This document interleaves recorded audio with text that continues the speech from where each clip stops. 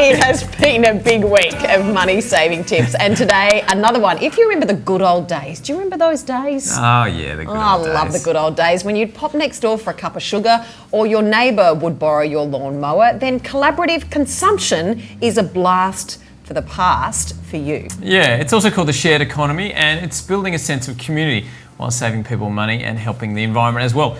Will Davies is the CEO of Car Next Door, which is a peer-to-peer car sharing service, and he joins us now to talk about the share economy. Will, thanks for your time. No, thanks guys, thanks Tash, James. Now, tell us about the share economy. What is it? So basically it's about people sharing goods and services rather than everyone owning one of everything. So rather than everyone having to own their own car, one or two people can own a car and other people can share it, for example. We've seen this with sort of Airbnb. I've got an apartment, I can lease it out to someone else, someone who's visiting the city, or I can do it with Car Next Door. I can lend my car to someone else in the community and they can save money by doing that. How does Car Next Door exactly work? Well, basically what we do is there's lots of car owners who are spending a lot of money on their car that they hardly ever use. And then on the other side, there's lots of people who need to borrow a car every now and again but don't want the hassle and expense of owning one. So what we do is we put a device onto people's cars that means that and the owner sets their price and availability of the car, and then when a borrower wants to use it, they go online, book a car, use it, drive, drop it back, and then the borrower gets charged and the owner gets paid.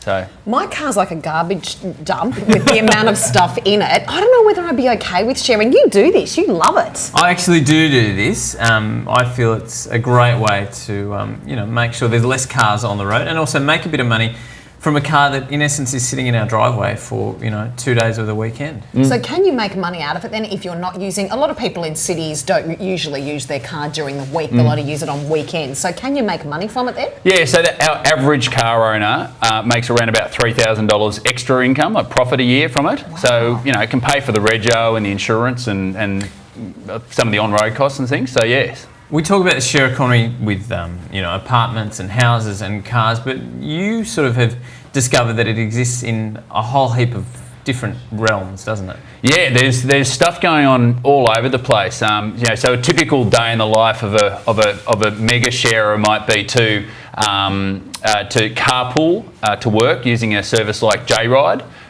which lets you get a lift with someone who is going the same direction as you. Once you're at work, I actually work from a co-working facility called Fishburners, and there's another one called The Hub as well, so you can actually share your space when you're at work.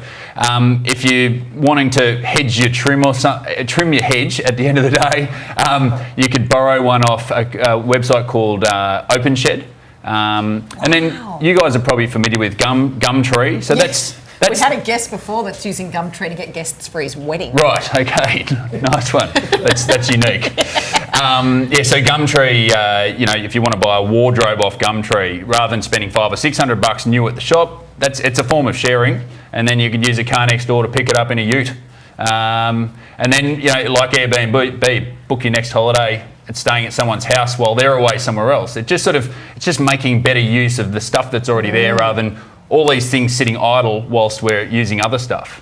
It's a fantastic idea, Will. We'll put the details on our website so people can get involved. And that's our dollars and cents week. I know. Thank you so much for joining us. Much appreciated. This is important in many ways. Sense of community. And we have a distrust that's ingrained of strangers. And these sort of things, Lyft in the United States, where you can share a ride with me and I can make money from it, Airbnb, it's breaking down that mistrust we have for other people. And remembering we all are part of a community. I agree. Well said, James. Thanks, Natasha.